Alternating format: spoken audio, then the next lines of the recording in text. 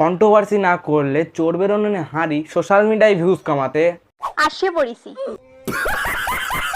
তাই জন্য সবাই আমার সোটিটা সারতে বলছি। বেশি ঠ্যাং তুলিস না, 150 বেশি 1 টাকা পাবি না।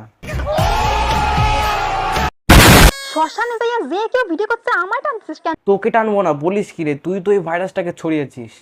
হ্যাঁ জানি তো। তো আগেই বলে রাখি, এই হলো সে সাধ্যবাড়ি ব্লগের আবিষ্কারিকা।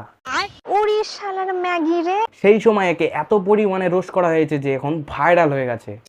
অবশ্য রোস্ট গুলাও তো চেয়ে চেয়ে নিয়েছে। আর কে বাকি আছো গাইস রোস্ট করতে, করে ফেল। Thank you so much for roasting me. Roast করা একটা ভালো জিনিস, যে তোমার নিজেরও পপুলারিটি একটু বাড়ছে। আর এখন সেই এসেছে সত্যি সেজে রোস্ট করতে। আমি তো জানতাম যে আমি কি। আমি জানি আমি কি। ম্যাগি ছাড়া কিছু না তুই। আইসে এক একজন ট্যালেন্ট ছাড়া লোকের নামে যা তা কইয়ে দিল। ট্যালেন্ট তো তোর মধ্যে ভরে ভরে দিয়েছে। সাধ্যবাড়ি